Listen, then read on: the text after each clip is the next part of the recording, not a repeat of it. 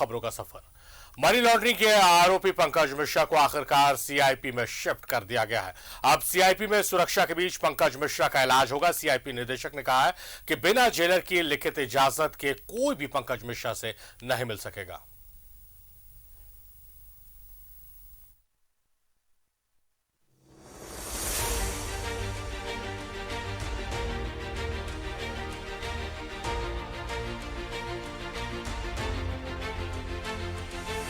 Money laundering के आरोपी पंकज मिश्रा का अब सीआईपी में इलाज होगा। मेडिकल बोर्ड के सलाह पर पंकज मिश्रा को सीआईपी शिफ्ट कर दिया गया है। कड़ी सुरक्षा के बीच पंकज मिश्रा को रिम्स से सीआईपी ले जाया गया, जहां सबसे पहले ओपीडी में पंकज मिश्रा की मेडिकल जांच हुई। इसके बाद पंकज मिश्रा को सीआईपी में भर्ती किया गया। वो देखिए, ये ओपीडी है, इसी में पंकज मिश्रा के स्वास्थ्य का परीक्षण चल रहा है। जो मनोचिकित्सक हैं वो सभी उनके स्वास्थ्य की, खास तौर पर जो मेंटल स्टेटस है उसकी जांच कर रहे हैं, क्या स्थिति है। ऐसा बताया जा रहा है कि इन्हें शिफ्ट करने का आदेश हो गया था, लेकिन ये रिम्स में थे। अब इन्हें सीआईपी लाया गया है और इनका हेल्थ स्टेटस जाना जा रहा है। पंकज मिश्रा अफीम की दवा के आदी है।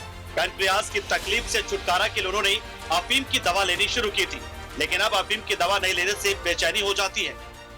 पंकज मिश्रा को ओपीएम बेस्ड यानी अफीम बेस्ड एक दवा की लत लग गई है, जिसको नहीं लेने पे उनको बेचैनी होती है, परेशानी होती है।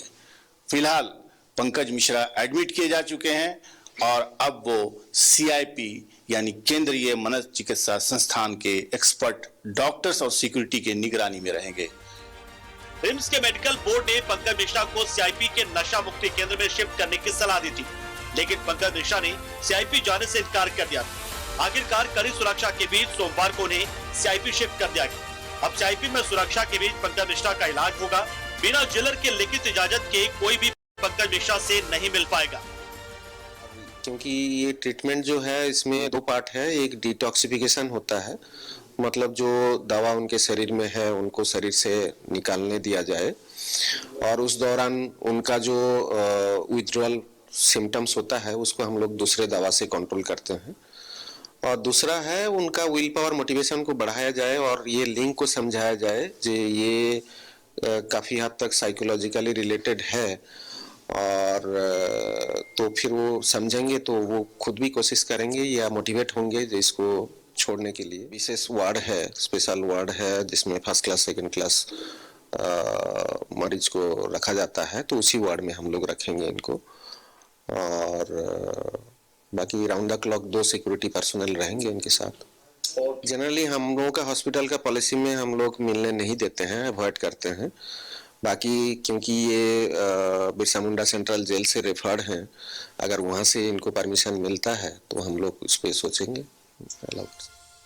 पंकज मिश्रा 1000 करोड़ से ज्यादा के मनी लॉन्ड्रिंग के आरोपी हैं। 19 जुलाई को ईडी ने पंकज मिश्रा को गिरफ्तार किया था, लेकिन गिरफ्तारी के बाद उनकी तबीयत बिगड़ गई थी, जिसके बाद इलाज के लिए रिम्स के पेइंग वार्ड में भर्ती कराया गया और अब उनका इलाज सीआईपी में कड़ी सुरक्षा के बीच होगा। न्यूज़ 11 भारत के लिए रांची से शहनवाज और राजेश कुमार की रिपोर्ट।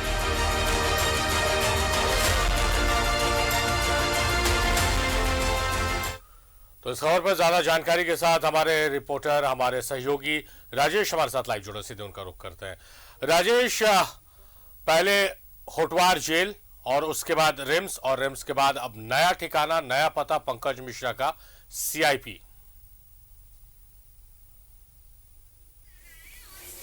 देखिए, ये भी न्यायिक हिरासत का ही चित्र है। जहां भी रहे, वह होटवार हो चाहे रिम्स हो, स्थिति थोड़ी। राजेश, आपकी कुछ तकनीकी खामी है, ऑडियो में आपकी आवाज सही तरीके से हम तक नहीं पहुंच पा रही है। हम चाहेंगे कि उस खामी को आप दुरुस्त करा लें और उसके बाद फिर से एक बार आपसे संपर्क हम साधने का प्रयास करेंगे। फिलहाल अपने दर्शकों को यह खबर बता दें कि पंकज मिश्रा का नया पता, नया ठिकाना सीआईपी होगा, क्योंकि पैनक्रियाज में पेन के, जैसा पंकज मिश्रा ने बताया कि पैनक्रियाज में पेन की वजह से किसी ने उन्हें एक दवा खाने के लिए सजेस्ट किया था जिसमें अफीम होती है, और वो इतने आदी हो गए इस दवा का कि बिना इस दवा के वो बेचैन हो जाते हैं, और इसी शिकायत को लेकर सीआईपी पहुंचे, जहां उनका इलाज अब सीआईपी में किया जाएगा। राजेश हमारे सहयोगी हमारे साथ फिर से लाइव जुड़ गए हैं। राजेश, आप अपनी बात मुकम्मल करें। देखिए, न्यायिक हिरासत में चाहे वो होटवार में रहें या रिम्स में रहें या अब सीआईपी में रहे, वो ईडी की हिरासत में है ही।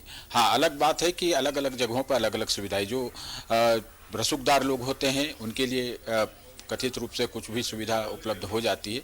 जैसा कि आपने देखा होगा कि ईडी ने इनके फ़ोन कॉल्स को डिटेक्ट किया था। ये अपने सहयोगी या ड्राइवर जो हैं इनके, उनके फ़ोन से कॉल किया करते थे। 300 कॉल्स हुए थे।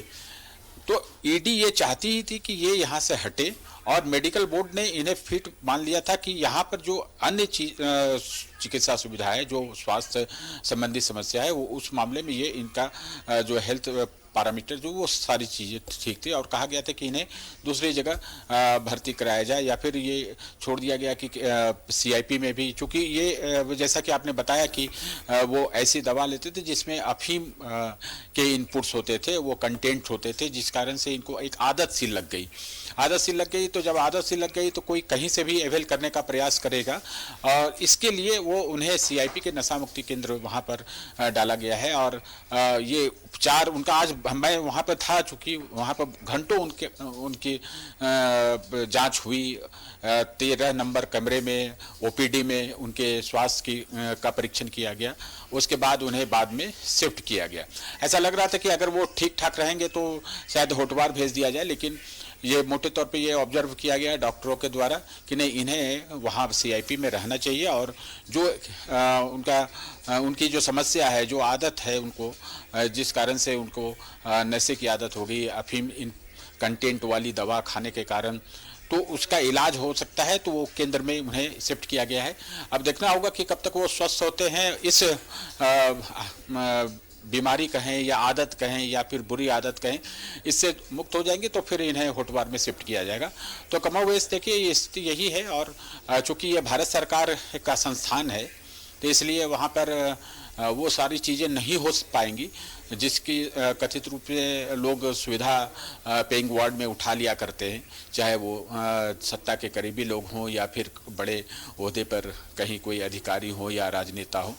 आमतौर पर आप देखेंगे कि रांची ही नहीं, दूसरी जगहों पर भी लोग, ऐसे रसूखदार लोग कैदी वार्ड में रहकर सुविधाओं का उपभोग करते हैं। अब दिल्ली का भी एक मामला है आपके सामने, आप वहाँ की सरकार के एक मंत्री ने क्या किया था। इसलिए अब लगता है कि उनका इलाज होगा सीआईपी में, तो शायद स्वस्थ हो जाए, जो अभी उनके साथ समस्या चल रही है, तो फिर उन्हें होटवार शिफ्ट किया जा सकता है।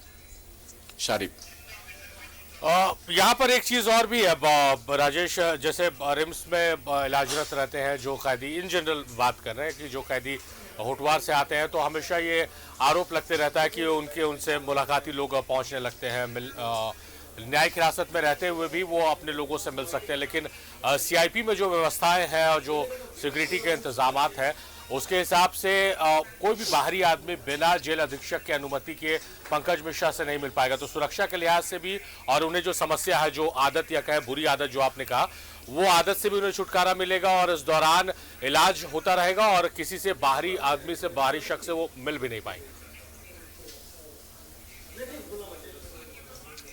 हाँ, देखिए यहाँ पर उन्हें बहुत ही रेस्ट्रिक्टेड एरिया में रखा गया है, और कोई मिल नहीं पाएगा, क्योंकि जो नॉर्म्स हैं जेल मैनुअल के हिसाब से, उसी के हिसाब से वो जेल अधीक्षक की इजाज़त से ही कोई उनसे मुलाकात कर सकता, वो भी सप्ताह में 1 दिन मुलाकात कर सकता, और अपरिहार्य बस कभी भी कोई मिल सकता है, लेकिन इसके लिए इजाज़त ज़रूरी होगी जेल अधीक्षक की। तो रिम्स जैसी व्यवस्था नहीं होगी कि कोई आया और घुस गया और बात कर लिया, निकल गया। चूँकि वो भारत सरकार की संस्था है, वहाँ पर अंदर में वार्ड है, और आप देखेंगे तो उसे बहुत ही प्रोटेक्टेड एरिया में रखा गया है। खासतौर पर नशा मुक्ति केंद्र जो है वो एकदम अलग थलग बनाया गया है, जिसमें वो अकेले रहेंगे, और उनसे कोई भी मिलने आएगा तो पूरी सुरक्षा के साथ उनसे मिल पाएगा, और इजाज़त के साथ मिल पाएगा, और बहुत कम लोग ही मिल पाएंगे, चूँकि वहाँ पर कड़ाई है वो भारत सरकार की संस्था है। इसलिए ये अब मुमकिन नहीं हो पाएगा कि कोई इजी वे में जाके उनसे या किसी और से भी मिल सके जो सामान्यतः इस तरह के हॉस्पिटल में या पेइंग वार्ड में या रिम्स में ऐसे होते रहे हैं। इस तरह की वहाँ पर समस्या होगी। कोई भी अगर चाहेगा कि उनसे मिल लें तो इसकी इजाज़त नहीं होगी, उन्हें अनुमति लेकर ही मिलना होगा। तो पंकज मिश्रा के लिए परेशानियां हैं वहाँ पर, लेकिन वो नशा मुक्ति केंद्र में उनका इलाज होगा तो वो स्वस्थ भी हो जाएंगे और ईडी की गिरफ्त में है और जो कानूनी प्रक्रिया है वो तो अपनी जगह है, लेकिन वो स्वस्थ हो जाएंगे तो ये ईडी की भी इच्छा होगी कि वो जल्द से जल्द स्वस्थ हो जाए, बाकी सारी जो कानूनी प्रक्रिया है वो ठीक तरीके से चल सके। ये सभी की चिंता होगी कि वो वहाँ पर अच्छा से स्वास्थ्य लाभ करें। जो उपचार होना है सो होना है। विशेषज्ञ के पास गए हैं तो ज़रूर उनका इलाज अच्छी तरह से होगा और उसके बाद स्वस्थ हो जाएंगे तो फिर कानून जैसा आदेश देगा वैसा होगा। शारिफ, चलिए राजेश, शुक्रिया आपका तमाम बातचीत, तमाम जानकारियों के लिए।